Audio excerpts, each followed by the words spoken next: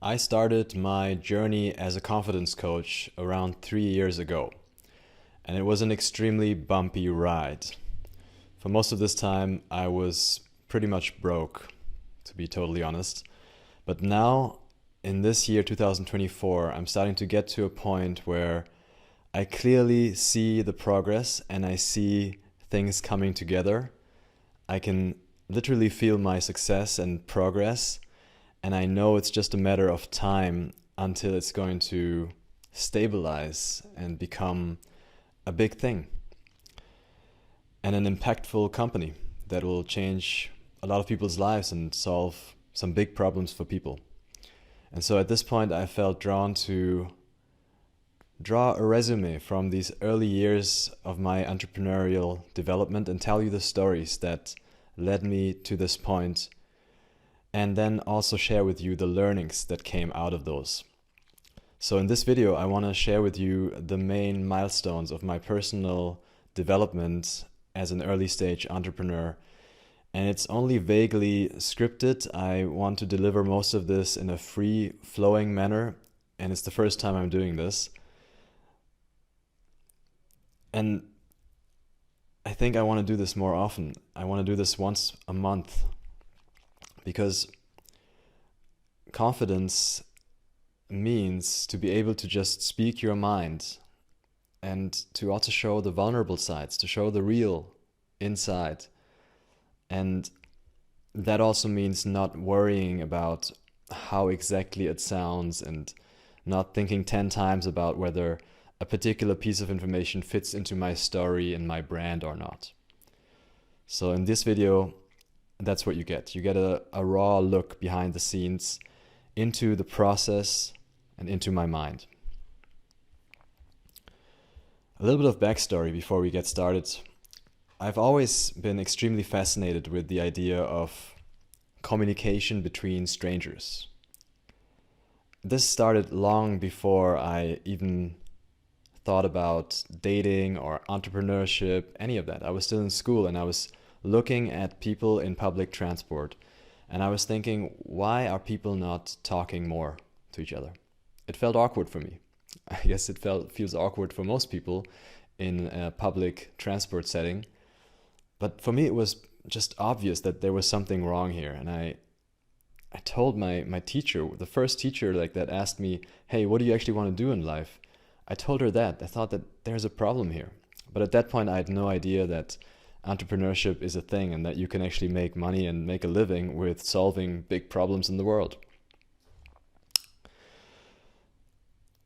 As a young adult in my 20s, I continued to pursue this interest, but it was just a side interest. I was more absorbed by my academic journey.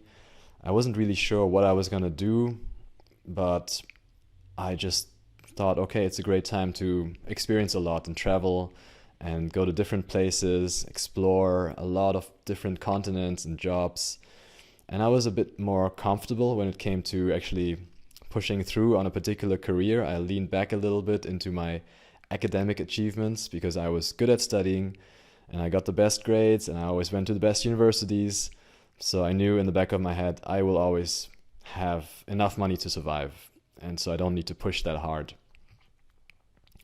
And when the time came around where I actually started opening my mind to the possibility of dating and meeting potential partners, I was reminded that it's really, really useful to have the skill of talking to strangers in the real world.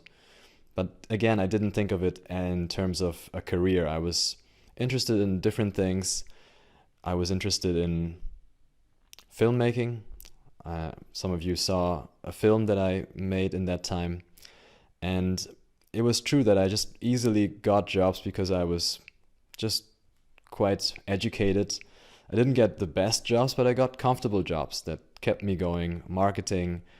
And then at some point I switched into programming. And in programming, it's particularly easy to become a little comfortable because the company that hires you as a programmer often needs you a bit more than you need them. They can't afford to lose you easily, especially when you're not in the most ambitious companies and you're in a smaller team and you're just someone who knows about a certain system, and no one else really has the time in that company to look at what you're doing, and most people also don't understand what you're doing exactly. And I remember there was this time where I was just not really driven to perform, and I just leaned back for a couple of weeks and didn't really do much on that job. It's pretty easy to get into that mode of just coasting when you're a software developer. And oftentimes in these smaller companies, in these smaller teams, the culture is also not very motivating. I remember at some point my boss said he only wanted to work like 3 days a week or something. And then the other boss, the second boss, basically said, yeah, I also want to only work 3 days a week. And so it felt really weird. And I was just distracted in that time. Also distracted, obviously, by going out on dates. I mean, I had already started to really apply the skill of talking to strangers, and I was going out a lot. But my body was giving me signals that I was not on the right path. I was getting sick a lot. I just didn't have a lot of energy, and I knew that I wasn't living my dream. I knew that I wasn't living my full potential. And so at that point, I really went back to the drawing board and said, hey, what do I really want to do with my life? And I rediscovered these entrepreneurial inklings, and I thought, yeah, I really want to solve this problem of connecting strangers in the real world for valuable interactions. And I was still hesitant to really dive in and exit my job, but I went to some hackathons. I won a few prizes here and there, won a few startup scholarships. And at that time, I was still easily distracted. I was a single, and living in a city like Berlin, you would see these beautiful people everywhere all the time, especially in the summers. And I was approaching around 15 to 20 women per week. I had one date per week at least, so it really became a habit. And I was also justifying all of that because at that point I had started thinking about applying this entrepreneurial project to dating. And so I thought by going out and meeting a lot of people, I'm also learning very important information for myself. But still, it got out of hand. You know how it is when you're texting a few people and you're not even sure who's going to actually show up for the date on the weekend, and then you make like backup plans. It really messes with your mind. It took up most of my mental bandwidth, more than half for sure. So around that time, I was actually starting to see a woman that I really loved, that I really liked a lot, and we were starting to fall in love with each other. And even then, I was still a bit distracted and couldn't really focus fully and just dive in and make a relationship happen. And I remember around that time, I was so frustrated that I didn't have enough time to actually push my project ahead, that one day I said to myself, the only way that I can solve this problem is for all women in the world to just disappear. Because it's not like online dating, and this is a problem that offline dating has. You can't easily switch it off because offline keeps happening. You keep seeing people, you keep running into people, and sometimes they sit down right next to you.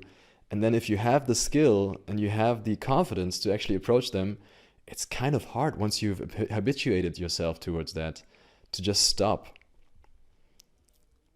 So I said, really, the only way for me to finally get the focus I need to build my entrepreneurial career would be for all women in the world to just disappear. And then Corona happened. And literally all the women and all the men basically disappeared from the public. And that was great. That was the best thing that could have happened. I got into this home office situation where I had even more flexibility, and I could really work 5 to 6 hours on my project and squeeze the rest of my day job into an amount of hours that I'm not even comfortable sharing here. And things with that woman that I was starting to see naturally moved into a relationship. She was the partner that I had been looking for. She was the right person for that. But also, it was the perfect time to be in a relationship. And maybe I had already met a few partners before where it could have worked well, but since there was so much distraction around, it was really hard for me to get committed. So the timing couldn't have been better. I would say Corona saved my life. So that was around when I started getting serious. I found more ways to hold myself accountable, to really put my head down and do 2 to 3 hours of deep work every day on this project. I started to also connect with mentors, started investing in mentorship, and I started building technology. I thought, hey, I want to solve this problem in the biggest way possible. How can I teach people how to interact with strangers? And it was clear to me by then that the main use case in the beginning would be dating. So I started developing products that could help people learn this skill on a big scale. Software products that could just scale infinitely. At some point, I also entered an accelerator. I talked to investors. I started hanging around this startup crowd and always thinking big and making sure that I can just build this really lean product that can just change the world. But all of that failed. That startup world was not the right world for my entrepreneurial beginnings. In that startup world, people always wanted this huge next big thing. It had to be a unicorn, otherwise it wouldn't even make sense. And making that kind of money and that kind of a product in the consumer industry is actually really rare. And so even from the get-go, those investors and accelerator programs that I talked to basically told me, yeah, we don't really invest in consumer products because it's very, very rare. And usually those are extreme exceptions that you recognize on the first spot. That has to be a complete genius who creates a consumer product that ends up becoming huge. And so there was kind of two groups in that whole community of early stage startup entrepreneurs. The one was people who were just building services and products for businesses, so B2B companies. And those kind of sounded quite boring most of the time because they were just helping some other business help solve some specific technical problem. And then there were the consumer companies, and they had these crazy ideas, often very inspiring visions for the world, but most of them didn't have any impact at all. It didn't work at all, and they had this huge facade where it looked good on social media or somewhat good, but the moment you poke into it, it was clear that they were not making any money and not really helping anyone. They were just talking a lot. And in order to finance it, they would have to talk a lot to investors and make the investor buy into that huge vision. And my idea somehow didn't really work in that context. I was also not willing to make it look like I knew for sure that this was going to be the next big thing. To be honest, I didn't know that. And I still don't know that. I just knew that in my mind it makes sense and I want to start building it, and I see that in some certain cases it's actually working.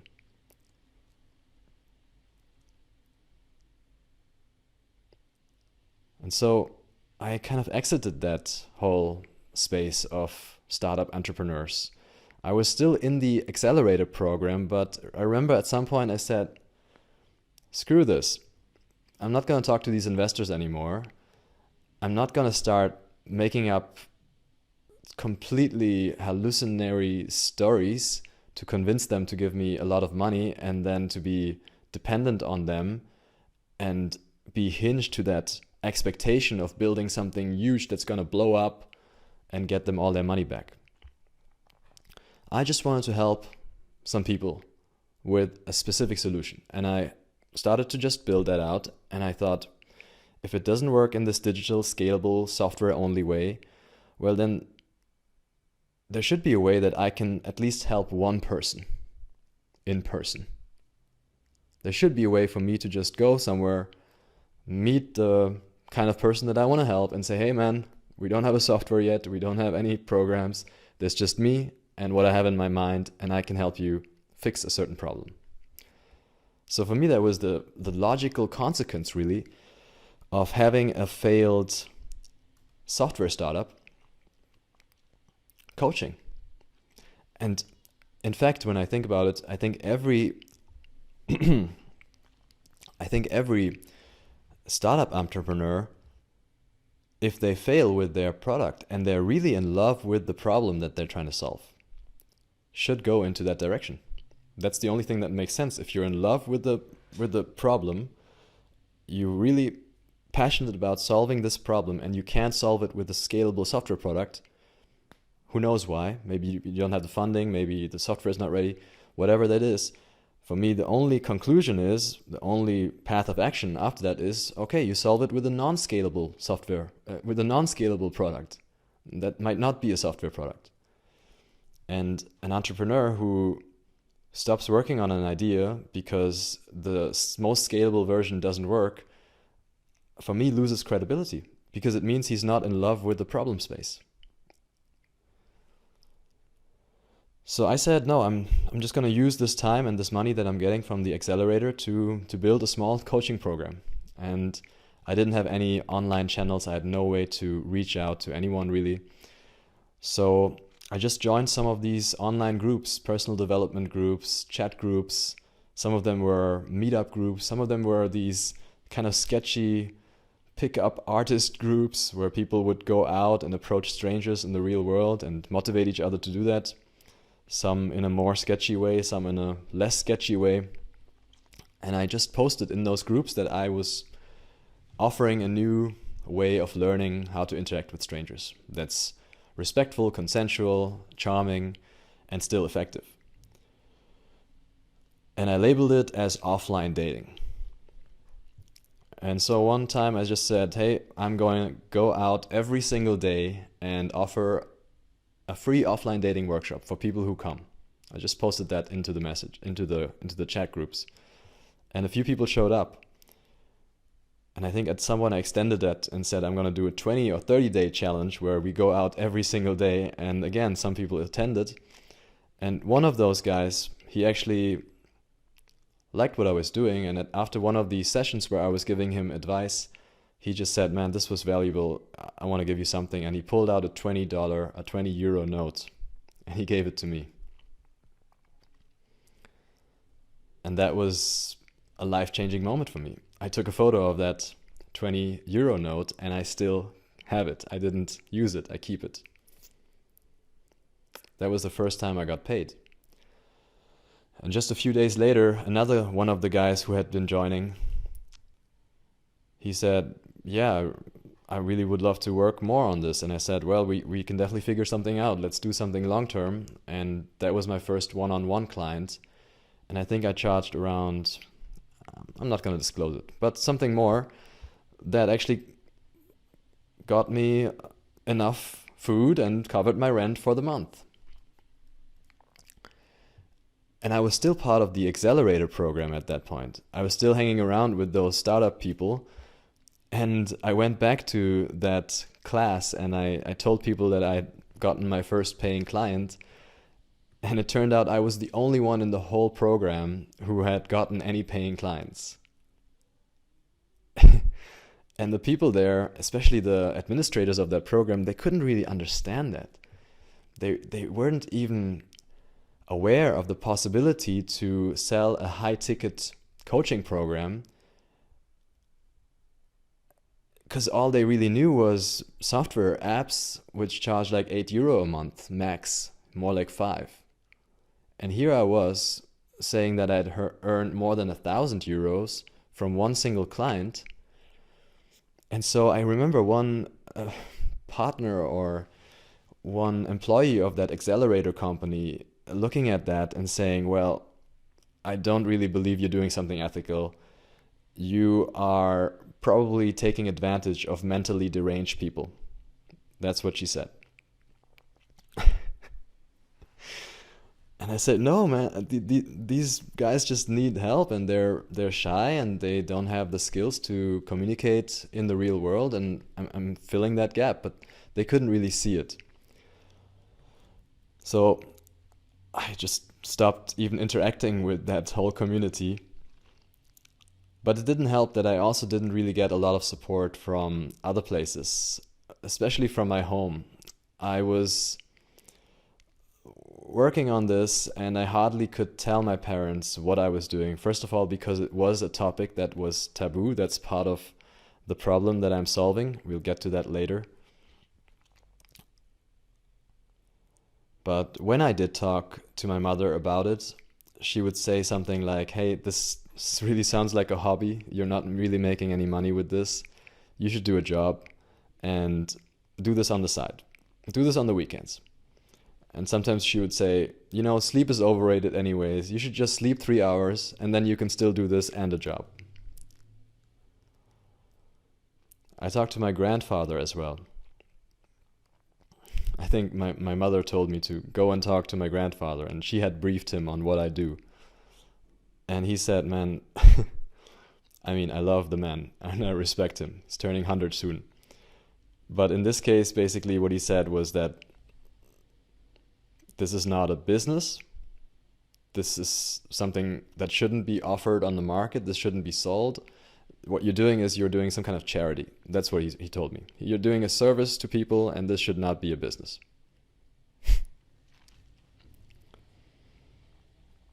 It didn't help that I was literally not making money at the time, and just barely surviving with that accelerator grant and a little bit of money coming in from the first client. And so it really hurt when my family called me out a little bit for that. As a 30-year-old man or 29-year-old man, I was still living in this kind of empty apartment, almost no furniture. And I remember how my mother once said, hey, you're still living in a hole there. What's going on with your life? And it made me cry.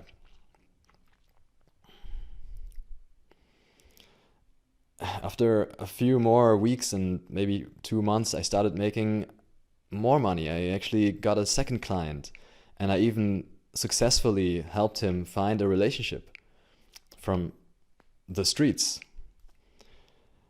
But instead of celebrating, whenever I came back to my family, they would still look at that and say, yeah, well, it's not really working. And even after 3 or 4 months, where I started making some money and surviving with my dream projects, with that thing that I had conjured up, my mom would still say, it's okay that you failed. It's totally fine. You failed. Move on. Leave it behind. And I was like, Mom, no. I made money. I sold a product. I created a company. It's not yet super stable, it's not yet super official, but it's working. But they couldn't see it. And I took it all as a fuel. I started thinking, all right, they're not seeing it, they're not believing in me, they're not understanding it. Instead of letting it drag me down, I'm going to say, now I want to show them even more. It really installed a kind of sense of being a maverick, being this lone wolf. And there's a certain romantic power in that image for me, of being alone, being out on your own and having to fight me against the world kind of thing. But I also had to concede that I could not spend that much time with people who dragged me down in that way. So as long as they doubted and as long as they doubt, I had to make a decision to take a step back and keep a little bit of distance. Because it does trigger me a little bit inside when someone I love doesn't really believe in me. And so while I still had to be there for the most important events and family functions, I said, I need to take a little bit of a step out, and I will not communicate that much with you.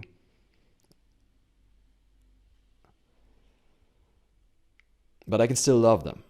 I can still love them through it because I have the empathy and the understanding that it's totally natural that they cannot understand what I'm doing. First of all, because of the age difference, the world looks so incredibly different right now. And then specifically when it comes to this topic of dating and socializing, I mean, yeah, part of the reason that I built this company is because my parents did not understand it in the way that is necessary in the world we live in. And so it's natural that they cannot understand what I'm doing and why it's valuable. So I just kept pushing through. And it was not easy. I was sacrificing a lot in that time. I was first saying that to myself that I have to drop everything that's not helping me because I'm surviving, but I'm kind of dying, not making enough money to really uphold this. Once the accelerator grant runs out, I'm not gonna have enough to survive. And I wanted to make sure that I give it my best in this phase. I was also now around 30 years old or just after 30, and I felt like, hey, I've dabbled around with entrepreneurship for a long time now. I tried different things for 4 or 5 years. I really want to know now whether I have what it takes to be an entrepreneur, and I will never know if I still do some things that waste energy. I gotta bring my very best now because I felt like this is kind of my last chance. Now, this is a thought that I sometimes have. I don't have it always, but there is this sense that this is my last chance.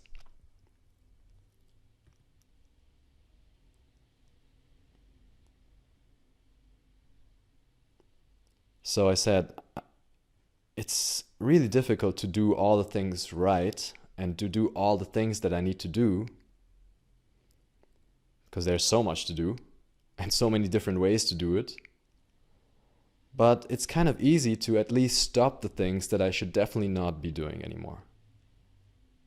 And for me, that was mainly drugs and alcohol. I said, this is really not helping me. And I wasn't doing it a lot back then, but still exceptionally. And I just said, I'll turn the page. I'll turn the page on this chapter and say, this is something I cannot imagine doing again in my life. It's not helping me achieve my goal. It might be very harmful. It might be a little bit harmful. It's definitely not helping me. And if anything, then it's at least a time waste. And I could use this time more effectively to actually relax rather than having the feeling that I'm relaxing while I'm actually overstimulating my brain. So I cut all of that out. I also cut out unnecessary fun, unnecessary social interactions. I cut out a bit of the family as well. I had to sacrifice quite beautiful things. And of course, I also had to sacrifice material comfort.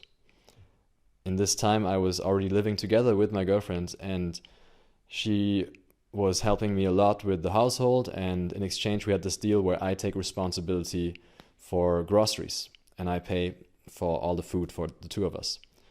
And before I had even started this all-in entrepreneurial journey, I had given her my credit card and I said, here, just do our shopping. You can buy whatever you want. But in that time, I remember telling her, you have to go to Aldi, the cheaper supermarket. We can't be buying from Rewe right now. Sometimes she would go to Aldi and then pick up something from Rewe because she really wanted it and it wasn't there at Aldi, and I remember getting a bit angry inside. Those were not easy times. At the same time, I was pushing hard on the work. I was going berserk in some ways because I had no idea how to acquire clients online. All I knew was that I was okay at talking to people offline. I was pretty good at that in the dating context, and I thought I'm also quite good at it in events and on stage and just randomly in the streets. So there was a week where I said to myself, I'm not going to approach any woman this week. I'm just going to approach 30, 40, 50 potential clients. And then I spent 1 quarter, 3 months approaching 300 potential clients in the real world. I'm not sure if anyone has done this before other than the WWF, environmental charity workers who collect donations on the street. But I was like, no, I'm building an offline dating business, so I will show the world that I can not just offline date in the romantic context, but I can actually offline date with prospective clients and get sales from that. I can do offline marketing. And I did that. And you can imagine how weird it is when you get sold by someone or pitched in the U-Bahn, someone you just met who's sitting down next to you and is making some friendly small talk. So it wasn't a good idea, but hey, from 300 approaches, I actually did get 2 clients. But the whole thing wasn't sustainable, obviously. And in that time, my health suffered a lot.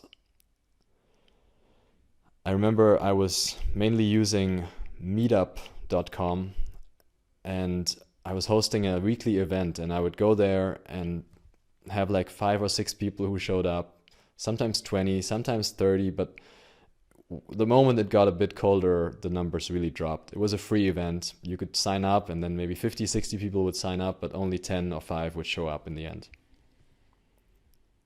And I was stressed. I didn't really have time to prepare for that. I was doing thousands of things, but then I would just show up there and hold a speech and say whatever came to my mind, whatever I'd learned that week, whatever I thought was important for the people that were there, giving some feedback. And after each of these events, my voice would just completely disappear. It was so sickening for me to speak loudly in front of a group. The stress, just the physical tear of my vocal system. It got me 2 days of sickness almost every time. 2 days after an event like that, I would just lie and have this radiator lamp on my ear and just drink tea and feel like I'm dying. But I had the next event. It was a weekly event. I had it scheduled, pre-scheduled. It was already in the calendar for the next 20 weeks. And so at the end of my event, I would think, no, I'm not going to do this again. I need a break. But 2 days later, after this recovery phase, I would check in, and maybe with the intention of taking out the next week's event, I would go on the meetup page and see that already 5 people have signed up for the next week's event. And I thought, okay, man, I should just go again. At least 2 or 3 will show up. And that's the way it was. But you can imagine what effects it had. I didn't have time for sports. I lost a lot of hair in that time. I could really see my hairline receding in that very time. And I thought there were like 2 ways to deal with it. The first one was to just accept this process of aging and also this process of suffering and this process of my body giving in sometimes. Because deep down I had the confidence that this is something I can fix again. This is going to be painful for a while and my body will crumble a little bit, but I didn't feel like it was a permanent damage. I knew I could fix this.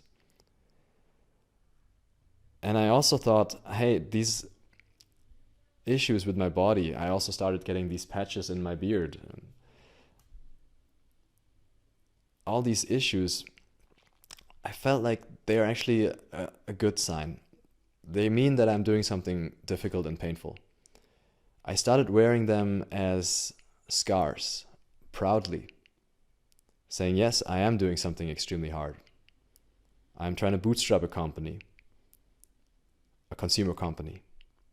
This is supposed to be hard.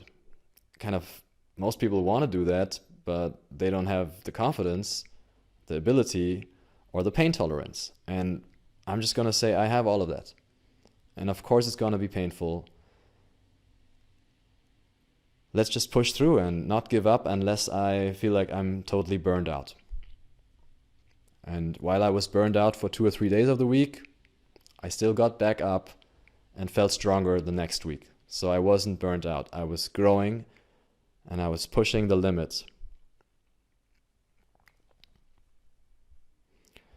At that point, I also accepted that I don't need to look good. You know, I was much more strong before starting this entrepreneurial journey. I was more rested, I had more sleep, I had more time to go to the gym, I was quite muscular at the time.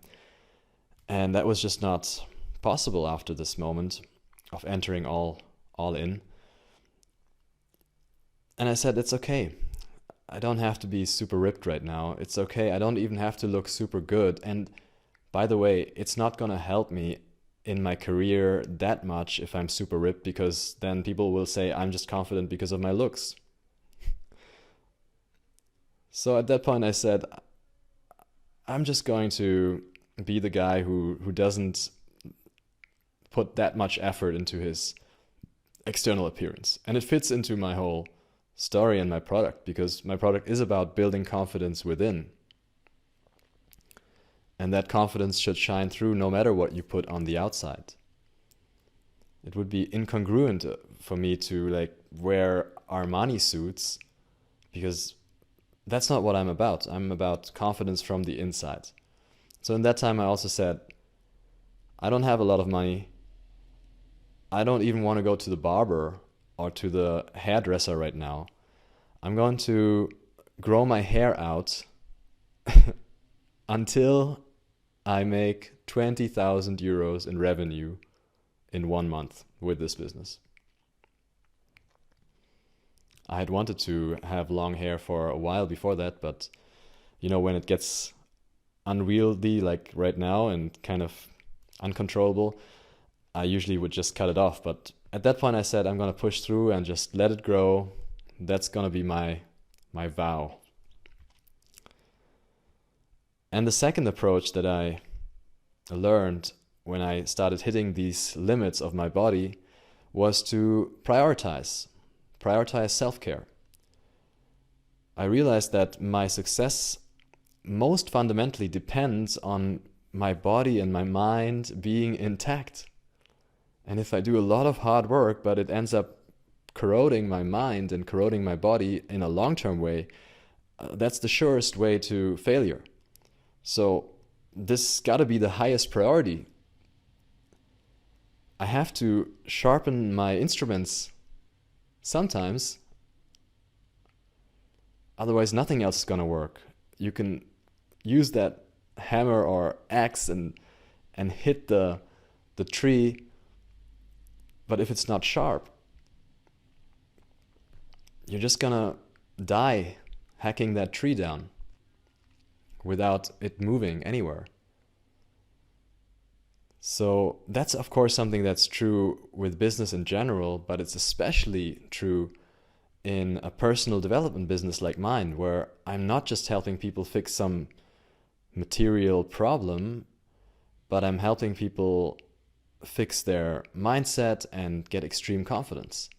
For that, I need to be having an extremely strong, long-term, growth-oriented mindset. And I need to make sure that I don't just do the stuff that's important right now and super urgent and pressing, but I also do the things that get me ahead in the long run. And the most important thing that I found for me, that was the line in the sand that I drew where I said, this is something I need to do, otherwise nothing else really works, is meditation. And it's the least urgent thing to do.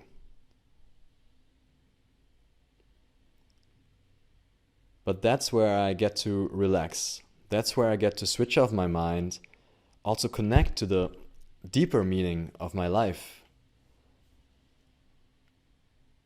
And so I said, no matter how stressful the work, no matter who's pulling on me on a given day, the first thing that I'll do in the morning is a 20 to 30 minutes meditation, where I forget about all that. And I just get completely present, connect to higher consciousness, and meditate on the meaning of life on the deepest level. And that habit also pulled me through. That habit really kept me going through those times when everything else was kind of falling apart. My relationship also suffered in that time. Of course, when you're an employee and you have this guaranteed income, 5,000 euros per month going into your account without you having to do a lot for it, and you know it's gonna keep going almost into eternity, you take much more freedom in traveling. So I would just go out and take my girlfriend on these amazing trips, hire a little camper van, spontaneously travel around. And that was just not possible anymore. I had to follow now some strict routines. I only had one date night per week, and often even that got disturbed by work because I couldn't take a whole day off. Also, as a somewhat broke person, the dynamics of a relationship obviously change. And my girlfriend had committed to me when I was a young, professional, affluent software developer. And now I was this broke, visionary entrepreneur. And certainly that affected the relationship. It was also harder for me to maintain my own mental stability. And when you don't have a lot of stability within your own masculine core as a man, it's really hard to be present and to hold the even more fickle and often more emotionally varied dance of the feminine partner in a relationship. But somehow we always survived those crises, and they made us stronger. They all added a sense of adventure and achievement and progression to our story that was building up. And every time we went through a little or big valley and came up on the other side, we felt like we were stronger, and we could look back on this amazing journey that just kept adding and stayed interesting. Yeah, the word that I already used a few times here that I want to highlight is sacrifice. I definitely sacrificed a lot in this time, but it was quite intentional. It was not extremely painful because I knew I'm giving up something to get something else that's even more valuable, that I cherish even more. I understand now why this word sacrifice is so incredibly central in many religions. Of course, in Christianity it's used a lot. In a way, sacrifice is one of the words that I find most suitable to just describe a good life. You have to choose, what are you going to give up in order to get what you really want? You've heard this before. You can have anything, but not everything. A relationship is also a huge sacrifice, in the best sense of the word. It takes lots of time, and that was not easy for me as a young entrepreneur, especially when the other person is going through their own struggles, to just say, no, this is really important. This is at least as important as building my business, to make sure that my partner now is secure and knows that she has someone to lean on. And for me, especially, this whole relationship sacrifice was tricky, as I said, because I was constantly talking to my clients about how to get into a relationship. And I was constantly in touch with the possibility of meeting people anywhere in everyday life, because that's what I teach. And my everyday life, as I already said, went on, and Corona had ended. And so I still saw a lot of people everywhere, and I still see a lot of people everywhere. And it's a sacrifice to say no to all these options.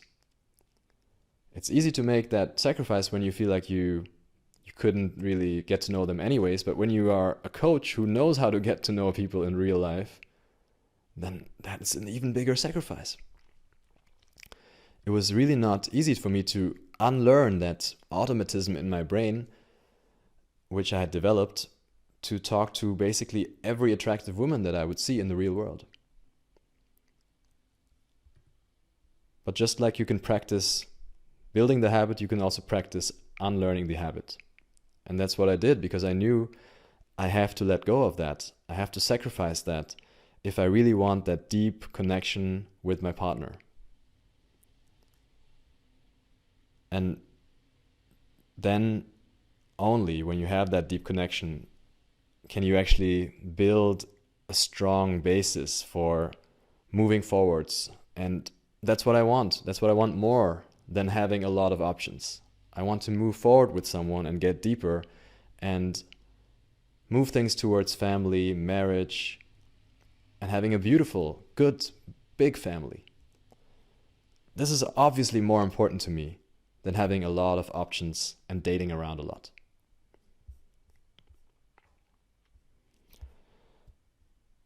In that time, I was also starting to realize that I can't solve all these problems on my own. I had all these issues when it came to focus, health, concentration, business, marketing. There was so much to figure out. I had no idea. Up until this point, I had never really been down in the trenches because I was already always in that startup world where they just hold big speeches most of the time. But now I was dependent on money coming in. I was dependent on building a product that actually works, at least for some people. There were so many things to keep in mind, so many options, so many things people told me from all different directions. So I started saying, no, I have to really commit to some people that I trust and say, hey, these guys have figured this out. Because there were a lot of people who've already done this in many different ways, who've already tested everything that there is to learn. And just like I had learned my confidence and my social skills with the help of mentors, I also needed mentors to help me with business. So I found my first mentor in this time, and he was ridiculously optimistic. He told me to just start charging, even though I didn't even have a product at that time. I was just a one-man show, and I had like 1 or 2 clients that I had helped, one successfully, one more or less successfully. And now this new business partner and mentor came in. He said, well, you should just charge 4,000 euros. And the best part was he actually took some of the sales calls with leads that I had in that time, and he sold them the program for 4,000 euros. Of course, he took half of that, so after taxes, it was not a huge change for me. But he taught me that you can actually charge when you have confidence in your product. And I would not have had the confidence in my product back then to charge a high price like that.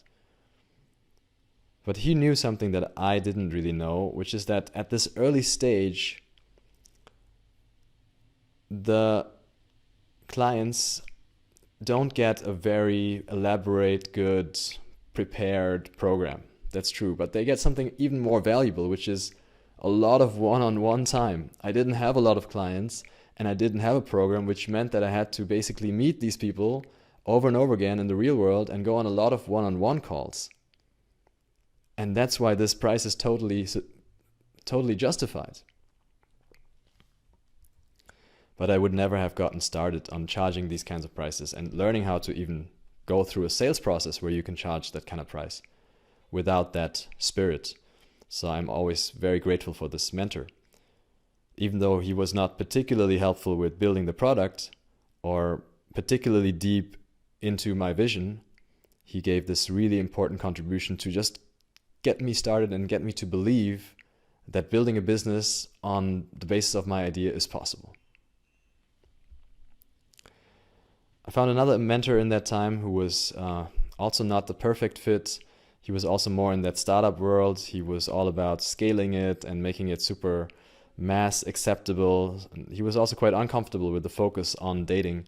So we didn't vibe perfectly well, but he also taught me a lot when it came to processes, when it came to systemizing and productizing this whole enterprise. But we broke up in the end, and that cost me quite a bit of money too. I had to share profits with him, but also compensate him. And so at that time, I lost those mentors and I was on my own again. And I lost a lot of faith as well, because in that last time, especially with the second mentor and partner, I just didn't make any sales. We were having all these big ideas again from the startup culture and not really selling. So I was pretty much broke at that point. I was not just broke, I was actually indebted because I had to pay this partner and I didn't have that money. It was really failing, and I could see that. I knew that I hadn't found product market fit at all, and I knew that my funnels, there was no funnel. The one funnel that I kind of had with these meetup events wasn't working. And like, people ended up coming to these events a lot, but oftentimes they just ended up coming without ever thinking about getting a coach, because they thought, hey, I can meet this coach for free every week. So it was not working. And meanwhile, with the clients that I had, like the 2 or 3 at that time, or maybe it was 5 or 6 at some point, I realized that this meeting in person is kind of nice, but not really productive at all. The real transformation happens, obviously, when people do their homework and when they do the interactions and socializing on their own in their real everyday life. When there's the coach standing next to you, that can be a little eye-opener moment, but it's not really gonna make a long-term difference. It's just a spike. So I knew I had to take everything online. I knew that the acquisition and also the coaching would work much better online, but I really didn't know much about online communication at that point. I knew about programming, but I didn't know about social media. I had no idea about marketing online. In fact, I considered myself somewhat anti-social media. I was the guy who was all about offline communication. I wanted to bring people together in the real world. So up until that point, I had almost demonized social media and didn't think that it would fit well into my brand story. Now that had changed, and at this point I knew I needed someone who could teach me this new world. And around that time I was watching YouTube and this face popped up on an advertisement, and immediately I liked something about that guy. I mean, he was definitely not dressed like a marketing coach. He didn't look like that. He had this big red scar in his face. He talked very straightforwardly. And I just sensed that he was more sophisticated and smart than the other guys that I'd seen in that space. So I was immediately bought in and listened to his pitch and booked a call. And to be honest, I trusted him already at that point, just after listening to that 2-minute ad. I knew that this person understood something that most people don't. And I didn't really care what was going to happen on the sales call. I knew I wanted to have this person as a mentor, and I honestly knew that I was going to buy his program before he had pitched me. And then I didn't even speak to him, but a sales representative, obviously. And I was really shocked when I got through that sales call and he told me that the program was 12,000 euros. I had never heard of a program in that price range, and I didn't have that money for sure. And I can remember the sales rep telling me, hey, I know this is a lot of money for you, but this will light a fire under your ass. Because he said, you know what, we can split it up and then you only pay 2,000 per month for 6 months.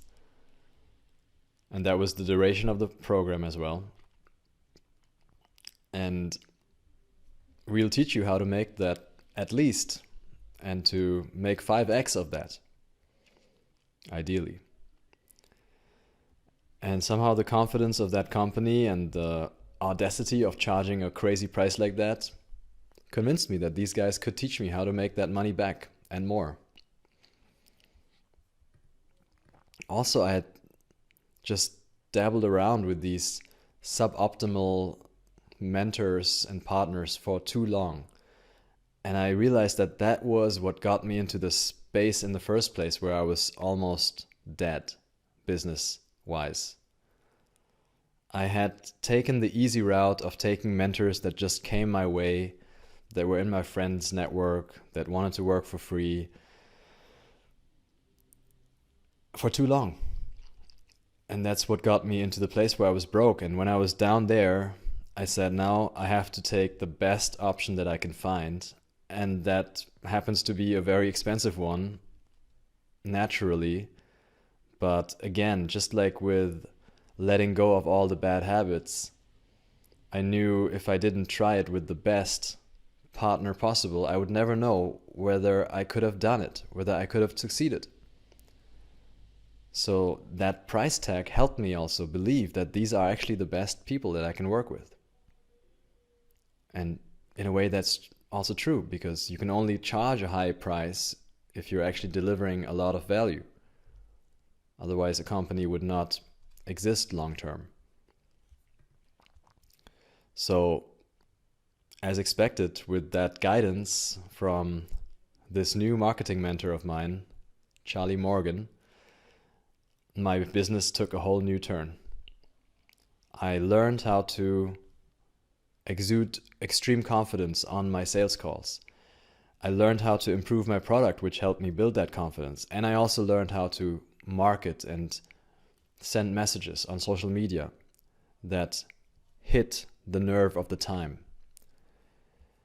The first step for me was to just create a lot more content. And I didn't know how to do that, but I just started putting out the camera and speaking into it, whatever was on my mind. I was already learning quite a lot from working with clients and also from my own years of personal development. I was starting to make sense of everything, and whenever I had an important insight, I just wrote it down and spoke it into the camera. I wasn't confident about posting that, but I thought I can post it on TikTok. I feel comfortable posting something on TikTok because it's all trash there anyways.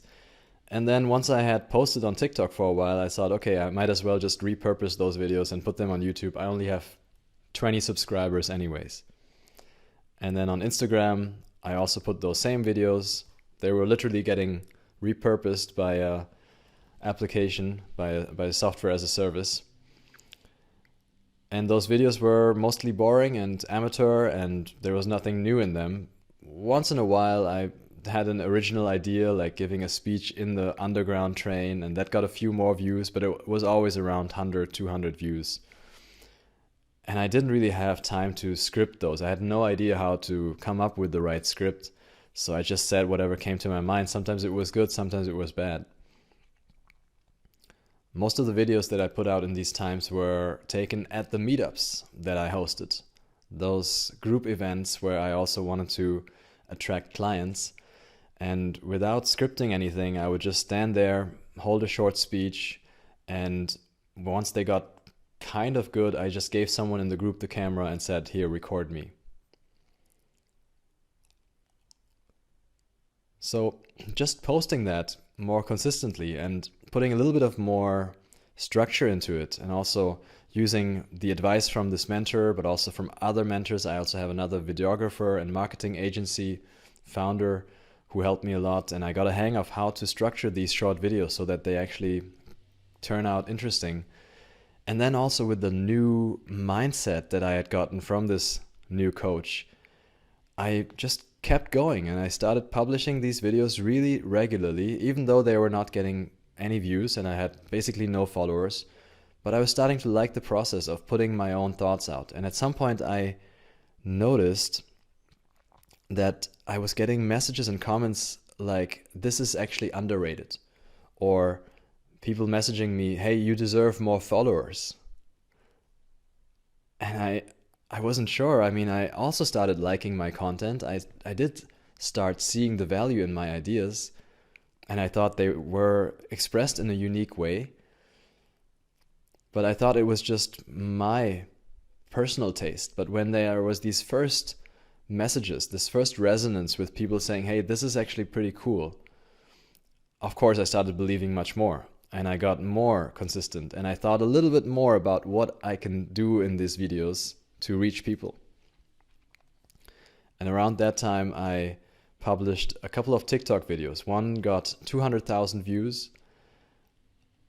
I literally stayed up all night when that happened, watching my phone, watching TikTok, and watching every single like coming in, and just refreshing to see how many likes I got in the last minute.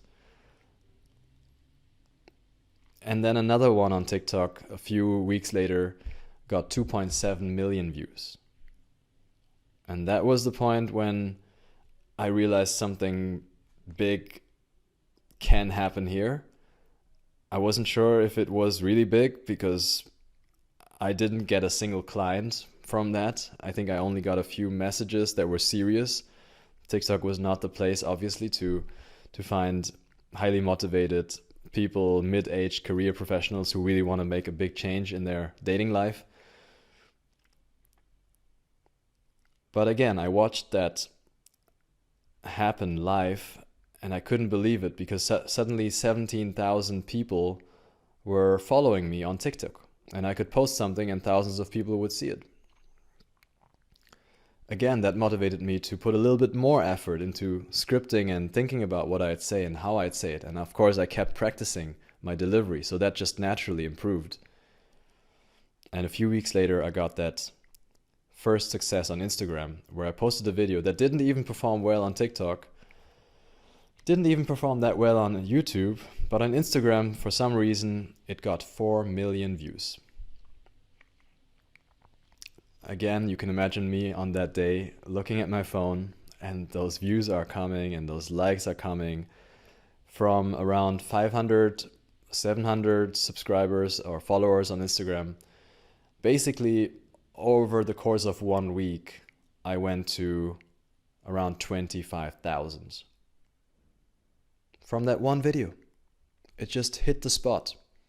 And I hadn't really prepared it super well. It was just a thought. I took like 10 minutes to write it down, and then I spoke it at one of those meetups. I was pretty blown away by that. And for around 1 month, I was checking my Instagram every 10 to 15 minutes. And every time I checked, there was this heart and this person up in the corner, those icons, and both of them had 100, because that's the max that's shown in the notifications of Instagram when it comes to new followers and new likes. New followers and new likes, more than Instagram could count in its notifications every single 15 minutes. That was mind-blowing for me.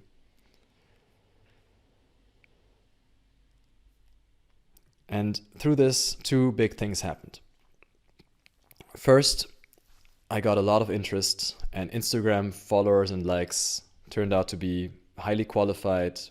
They ended up booking appointments, actually showing interest in my product, interacting with me, and also giving me valuable feedback. Even just the comments revealed a lot about this topic and gave me a lot of insight, and also gave me a lot of new clients.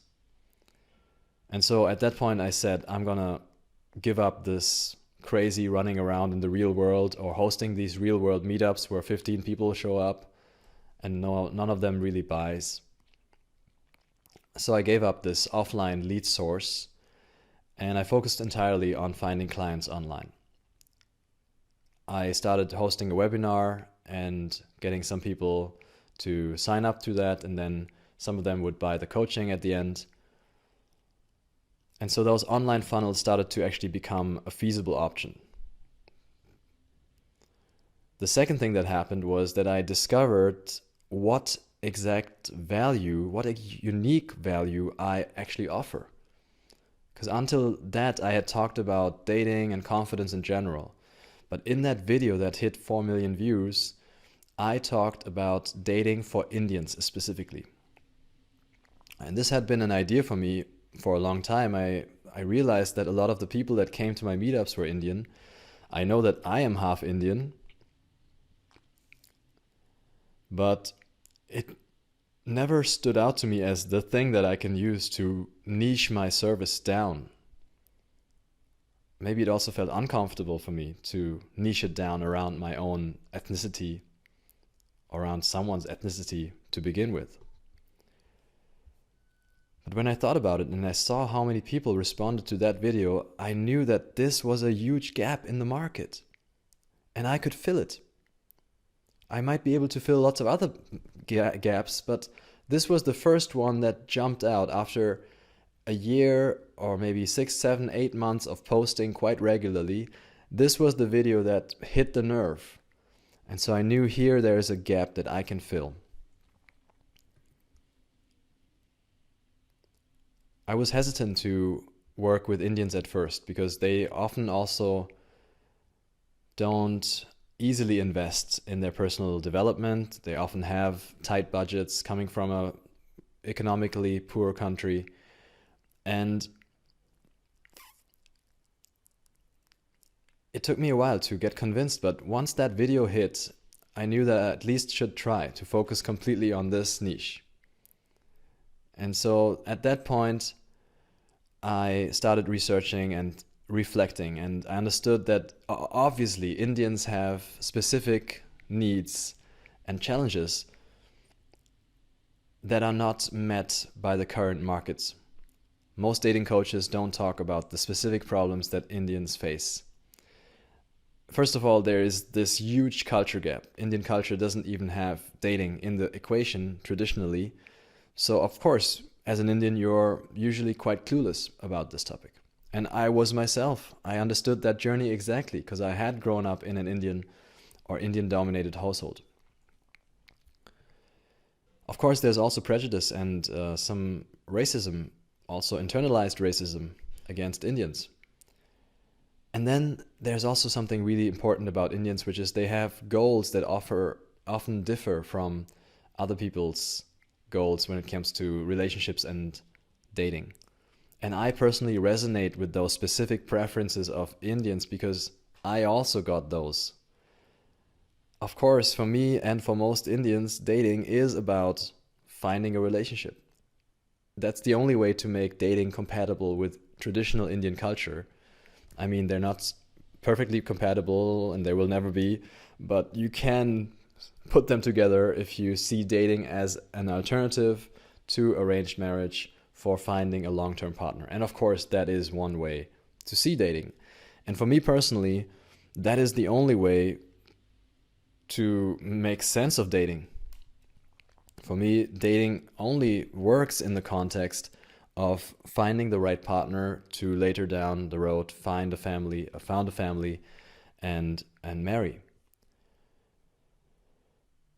But of course, when you look at people who teach cold approach dating, so just talking to strangers in real life, usually those people will be more on the polygamous, pickup artist, have a lot of sex and seduce as many people as possible side.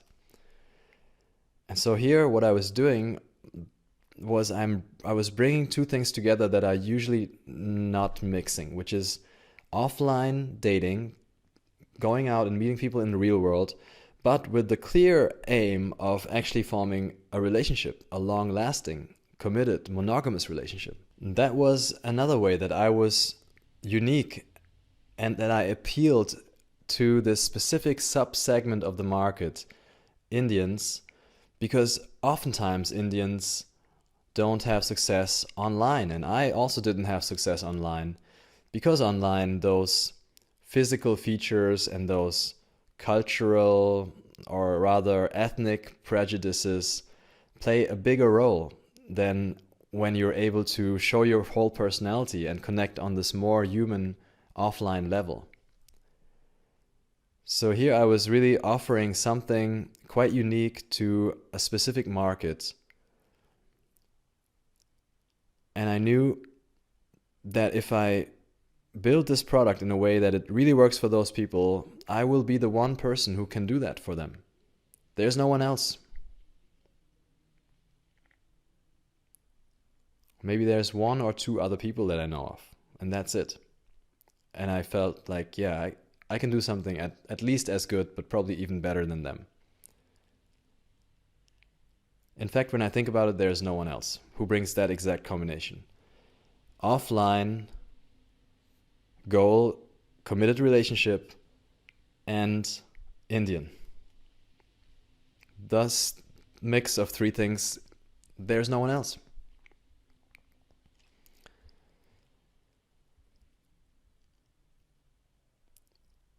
And of course, I could only offer that with credibility because I had succeeded myself with that approach. Offline, Indian culture, and long-term committed monogamous.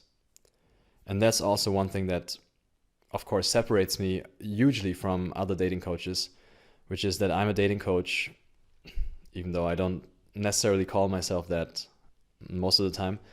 But in this context, I'm a dating coach who doesn't date himself anymore, because I help you meet people with the goal of entering a relationship so that you don't have to date anymore.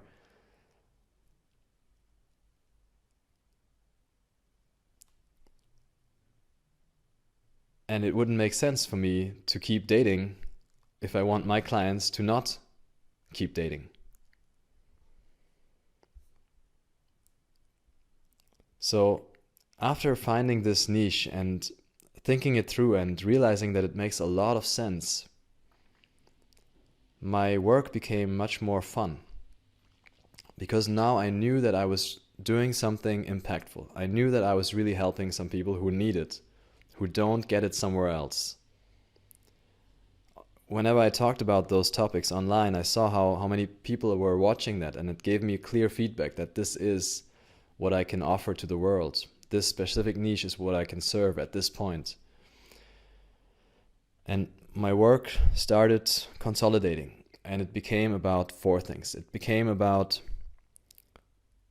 taking care of my clients, making sure that they know what to do, and being in personal contact with them, even though not in the real world, but online, because now they started to come from all over the place. And then when I felt like a lot of people needed similar advice, I would put that into videos, and I would create high quality coaching content where I compress everything that I learned through my own development and also through the years of coaching, and boil it down into a half an hour, 1 hour, sometimes 2 hour video. This was the second thing I would do. And I would say those two things already took up 2/3 of my time. 1/3 taking care of clients, being in touch, supporting. 1/3 of the week would go on recording these videos, preparing them, scripting them, making sure that everything I know that's important is in there. And then another third would go on acquiring new clients, obviously. Still, there had to be a lot of work around creating good content, reaching out to people, making those different marketing funnels work somehow. And then another third went on to building systems to automate as much as I could. But as you might have noticed as an attentive listener, that fourth third didn't exist, of course. So that's usually what fell off the cliff. That's usually what I didn't get to do in the end of the week.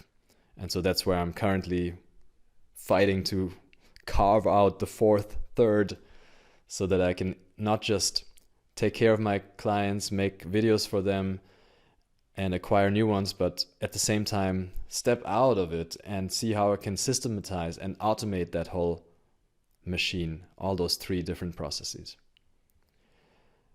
The cool thing is that all of this work is really just thinking in a way. Most of my work right now consists of thinking deeply, ideally with full focus alone for many hours. That's where I have the most leverage, because that's where I can solve those difficult problems in that specific niche that hardly anyone has ever looked at in that detail, in that level of detail. And honestly, that thinking happens all the time. I have a thought almost every waking minute, and sometimes I really want to relax, but most of the time those thoughts just keep going on, and then at some point they become good thoughts. And luckily I have a great system for recording good thoughts. I'm forever grateful to one of my first mentors, Tiago Forte, who taught me how to build a second brain, which now holds all of my knowledge. And already after building that second brain, I started to have better ideas. But now I didn't just have a good organizing system, but I also had a topic that I was obsessed with, and that a lot of people really cared about, and that I could actually offer real innovation and real progress on. I could solve problems in this specific niche that hadn't been solved before. And so now there was a lot of excitement for me to make all these thoughts count and turn them into value, turn them into products, turn them into help for people who actually suffer because of those problems. So now I was at this flow state, and I am at this flow state, where there's a really great challenge that's exciting and super difficult, but I feel like it's a real challenge. It's not just a homework assignment. It's not just an exam. It's real people suffering out there. And that suffering is very real to me and very obvious whenever I go on a sales call with someone. It's clear that they're suffering. Most of the people in my market have a very dark reality in this one area. And now I have the skills to help those people, and the skill and the challenge level match. So now it's a really great almost game where I feel like every day I'm fighting against my internal laziness and resistance, but when I overcome it, I get to the next level and I get to solve bigger and deeper problems in a better way. And so now my mind is literally on fire. When I'm walking around, I have thoughts going on all the time. And luckily with these technology tools, you can just record all of these thoughts. Even if you don't have anything to write, I would just dictate them. And that way, my mind is constantly creating value. And oftentimes the thought that I get at a time is not enough at all to create value. But once it's expressed, once it's recorded, once it's in my note-taking system somewhere, then what happens is a few days later, in a whole different situation, I get another thought that relates to that. And that way I collect thoughts around topics almost nonstop. And at some point they all condense and they all come together and they start making sense together. And that's when I have a document like the one I'm using here to make this call, to make this video. Feels a bit like a call. The ideas that I'm presenting here in this way too long video were collected over the period of 2 or 3 months. And most of them come from my everyday life. I'm just in the gym somewhere, I'm in the theater, or I'm just walking around and I see something, it reminds me of something, and then I start thinking and I'm still at work in my mind, and I get an idea for something that I want to share here in this video that fits nicely into this video. Now you can judge whether this video is well organized or whether it's maybe a bit overburdened with lots of different ideas. Maybe you don't even think that ideas are very valuable. But I could fill hours and hours and hours now with the ideas that I have collected in these systems. And I want to. Because I think they're valuable, because I think they're cool, I think they're unique, and I think you can benefit from those.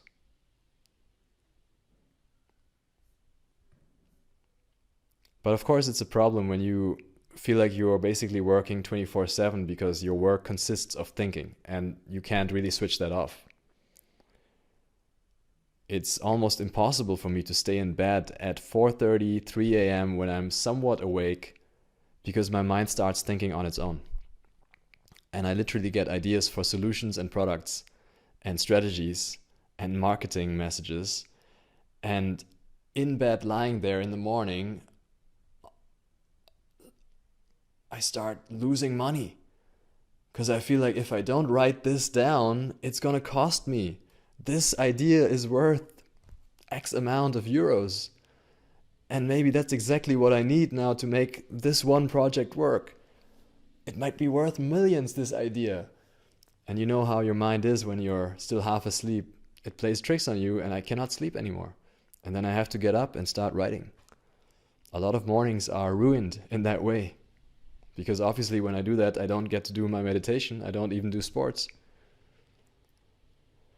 Even when I get myself to sit down, and especially when I get myself to sit down and just meditate for 20 minutes and sit there in silence, that's when the best ideas come. When I'm in my meditation and I finally manage to switch off my brain for a few minutes, in the back of my mind there's a process that's still running, and that's so grateful for having a little bit of calm, and it just throws an amazing idea of me in a moment of distraction where I'm pulled away from my meditation, from my mantra. And I don't just get pulled away to, hey, what could I eat tonight? Oh, what's going on? What are my friends up to? No, I get pulled away immediately to some really deep, beautiful, powerful insight that is worth millions for my business. And that's a problem. Because you know what dilemma I am in then, which is I'm meditating, I'm trying to switch off my brain, and now I'm highly tempted to stop my meditation and write that thing down that I came up with, which means I wasn't meditating in the first place, which also means that I failed at the one thing that you need to do in meditation, which is to come back after the distraction and not just get lost in the distraction. So sometimes I fail, many times I fail. And I cancel my meditation because there is an idea that's too good to be lost. I'm getting better at this and I'm aware of this. So now I'm letting what feels like millions go in my meditation.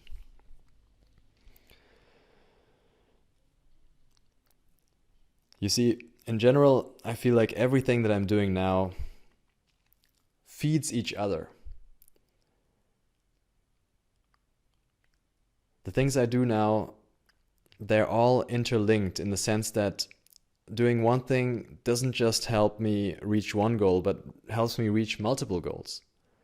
I have these flywheels going on where one activity is extremely beneficial for all the other parts of my life. For example, I give this presentation here for a free long video, and that obviously helps me give coaching calls or give a webinar or hold a speech in the real world. At the same time, this helps me reach people out there, but it also helps me understand myself better. It also boosts my confidence if I see my face on YouTube and maybe a few hundred views under that. When I record an Instagram reel, it helps me a lot in marketing and reaching people, but again, it also helps me in understanding my market, because in an Instagram reel, I have to make it short, I have to compress it, and to compress it, I need to really understand and know what I'm talking about and say something meaningful. And so in that way, everything serves multiple purposes. Even the projects in my own life, they all have these second order effects. Like working out in the gym is not just good for my health, it's also good for my stamina in long work days like today, where I just record this hour-long video.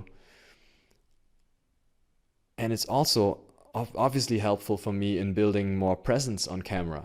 Feeling good in my body is going to help me in my career.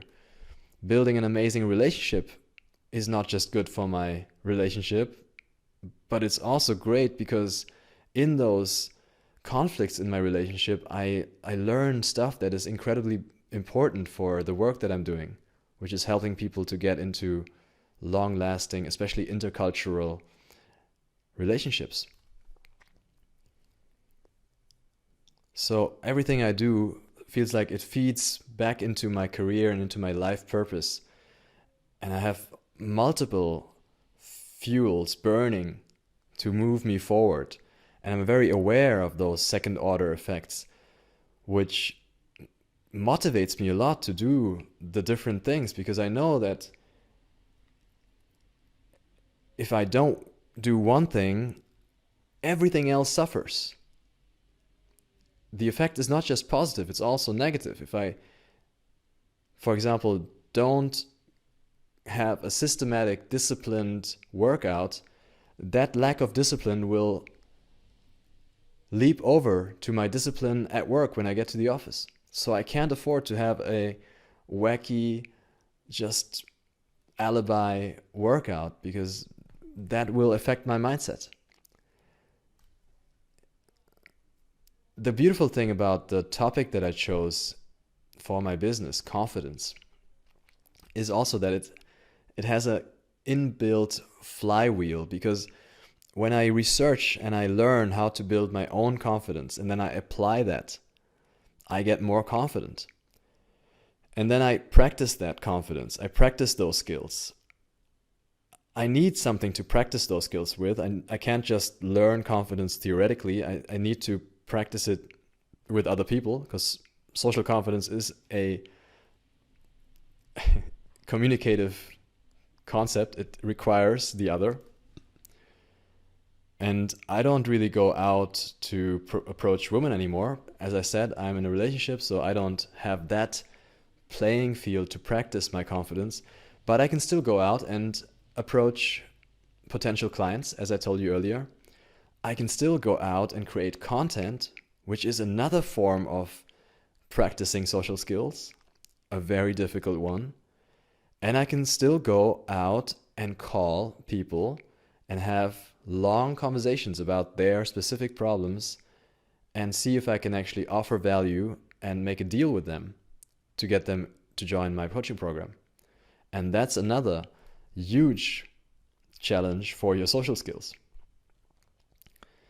So I practice my confidence there, and then when it actually works, I give that knowledge to my clients, the ones that sign up for the program.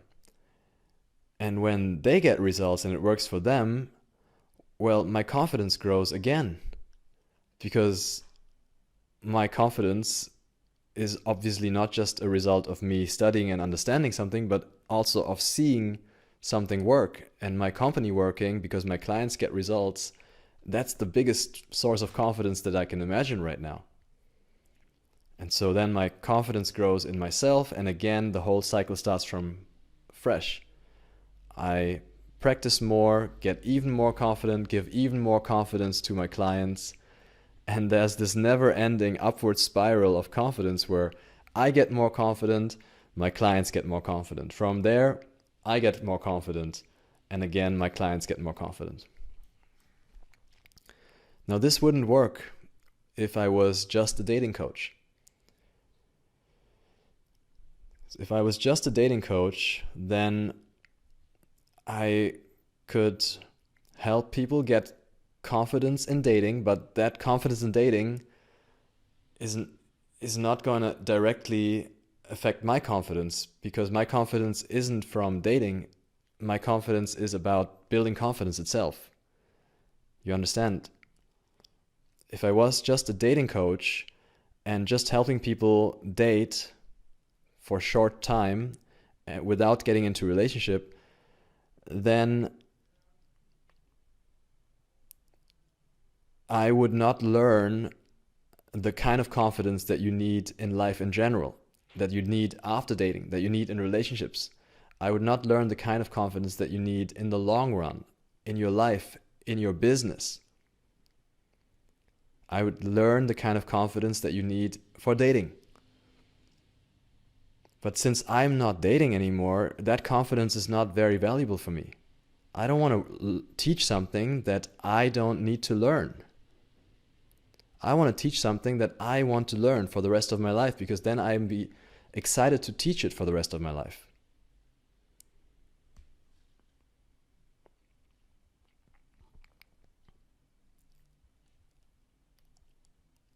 But it all started, obviously, with me having the confidence to work on myself. And I would never have had the confidence to help someone else, obviously, if I didn't already feel like I had success with my own transformation. So if someone is watching this out there and is wondering how to make this confidence spiral work, with you getting more confidence from someone else getting more confidence, and then that becoming a never-ending confidence, perpetuum mobile, then your answer is start with yourself. First, build the confidence in yourself that you can fix your problems. And then once you get really good at that, once you get really good at developing yourself, that confidence will naturally jump over to the people around you. And at some point, once you understand how social skills and personal development work, you will say, it's quite obvious to me, I know exactly how it works, I can explain it now, and I can help other people figure this out for themselves. It's going to be a bit different, everyone is different, but when you understand the principles really well, then you will have that confidence to say, I can help others. And then that upward spiral can start, that back and forth of confidence growing. So looking ahead in my own life, I'm coming to a close finally for this video. I feel absolutely determined now to keep pushing in the same direction. I mean, it's still very hard. This whole project, it still feels like a big sacrifice. But I knew that from the get-go. I mean, once I started collecting my first experience in this world of entrepreneurship, I realized that you can only have 2 out of 3 things. You can only have 2 out of lucrative, meaningful, and easy. Okay, there are things that are really highly lucrative. There are things that are meaningful and fun and fulfilling and engaging. And then there are things that are easy, but there's no overlap of those 3 groups. You have to choose 2 out of those 3. And if you want to have things that are lucrative and meaningful at the same time, then it's going to be hard. That's obvious to me because everyone wants lucrative and meaningful. And so if everyone wants it, then there's a lot of competition. It's not going to be easy. And I chose that. I just said, I don't care that much about easy or hard. I really care about lucrative and meaningful. And so it's got to be hard. I accept that. I know it's going to be hard. I know it's going to be painful. And my attitude has been to just say, face the pain, walk through it. It will hurt, and sometimes it will pull you down, but you'll get stronger. Just keep walking.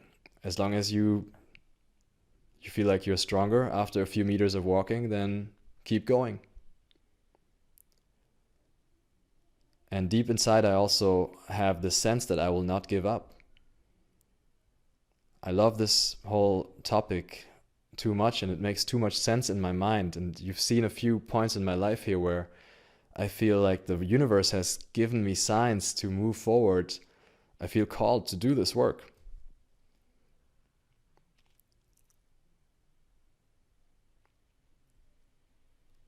And I think there's no way for me to give up on this.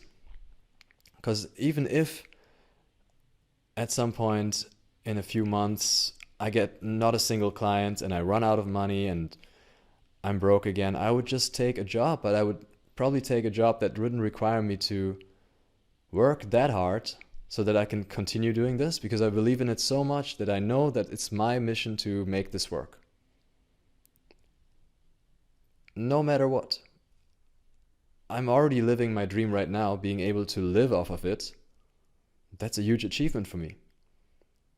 But if I lose that and I have to do something else to make money, I would still put all of my energy in here.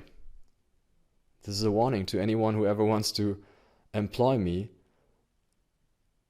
Most probably, I will still be in love with this project, helping people get confidence.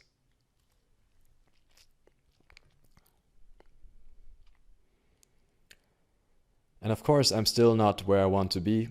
And as you might have noticed now, there's still an insecurity that it might just crumble in a few months. But I'm at a point where I know that I'm going to make it work somehow.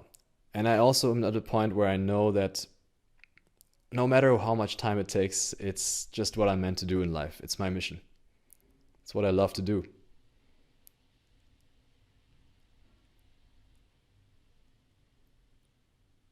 And I can take a day off now, and I can chill and lean back a little bit and say, I'm on the right track. I know this is going the right direction. And I can fall a little bit behind on my habits and get a bit distracted here and there, but I know I'm on the path. And I know that the challenges that I'm seeing, every single challenge, is exactly the one I need. Because in my experience and in those stories that you saw here, even in this video, I noticed that every single challenge, every single difficulties that I ever faced ended up teaching me an important lesson. And by telling these stories, like here in this video, I reinforce that sense again, how everything in my life comes together to build this beautifully unique and imperfect foundation for my value proposition, my offer to the world. And because of that sense that I'm on the right track, I also feel better now and more free to share these personal aspects of my own transformation. These are obviously more vulnerable parts of my life that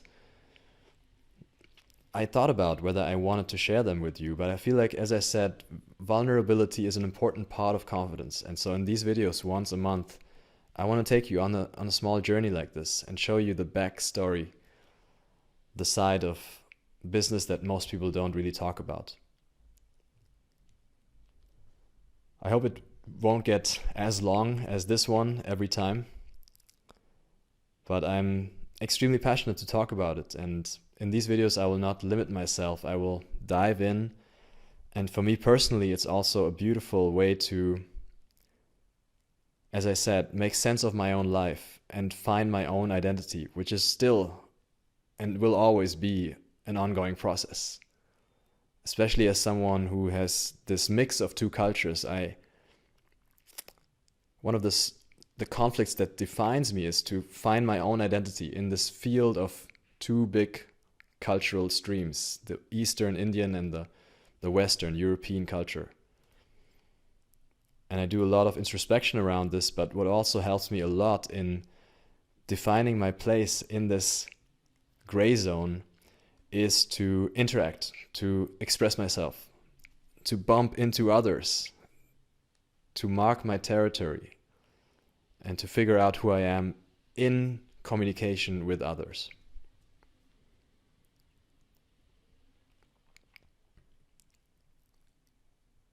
I hope that this kind of content will give you, or at least the hardcore followers that really want to know the details, an insight into my life, into my thinking, into my plans for the future as well. And also, I hope it will instill in you the same kind of wonder and attentiveness towards your own stories. Because I believe that when you look at your life in this kind of detail, you will find that your life as well is an incredible story. And the good thing is that the ending is just not written, and you're the main author, and you can choose that ending. And once you set that ending for yourself in your mind, and you say, this is the way I'd like things to go, life becomes an epic adventure, because it's not going to go that way. The universe will give you a lot of resistance, a lot of challenges to overcome. But as long as you have that clear goal in your mind for where it should go, you can have fun overcoming these challenges. And then everything you experience, all those difficulties, become part of that story. And then all you really have to build is the confidence and stamina to overcome some small challenges, and then you will believe that you can overcome all the challenges that come afterwards.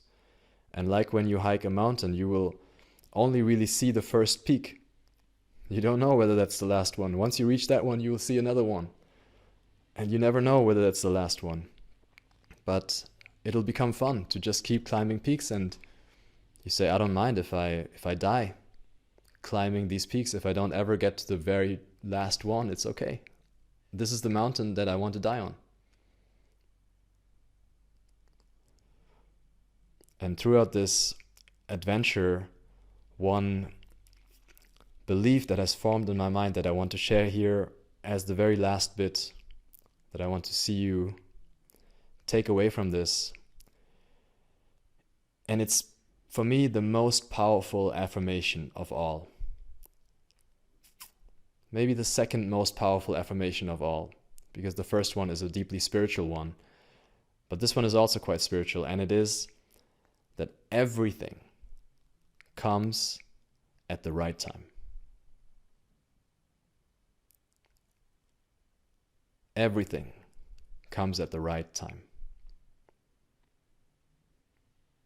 Namaskar.